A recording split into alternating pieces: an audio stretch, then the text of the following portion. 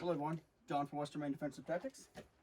Doing a workout in the smithy today, and I'm working on an Oliver or a treadle hammer, depending on what you want to call it. And right now I'm working on building the arm that's going to hold a sledgehammer head like this, or a maul head like this.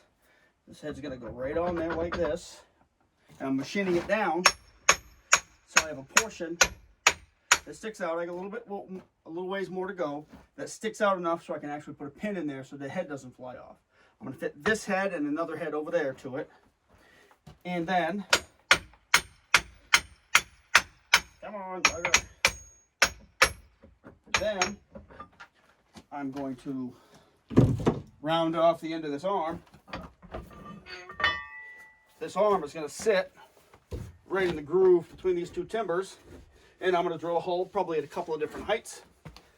And I've got to cut, leaving everything oversized right now. I'm going to cut these bottom timbers so my anvil can slide right over, because this is on a couple of 6x6s I put together freaking years ago, so I can move the anvil close to the forge when I want it to, when I want to forge something small or something like that. And when I want to use the hammer, I can slide the base of this right over here, and that hammer, the head, will match either the surface of the anvil or the tools in the hardy, like that.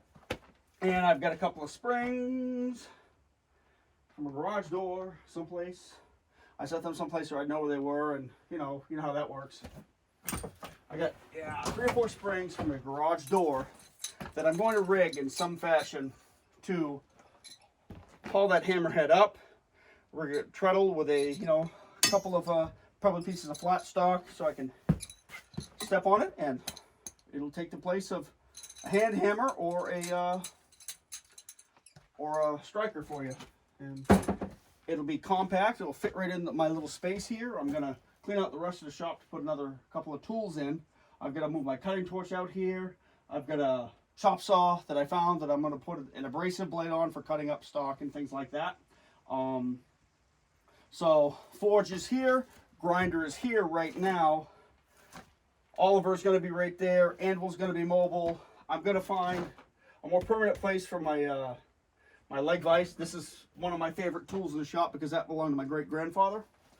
And I'm going to rearrange how I have my grizzly. I think I'm going to do some modifications to it too.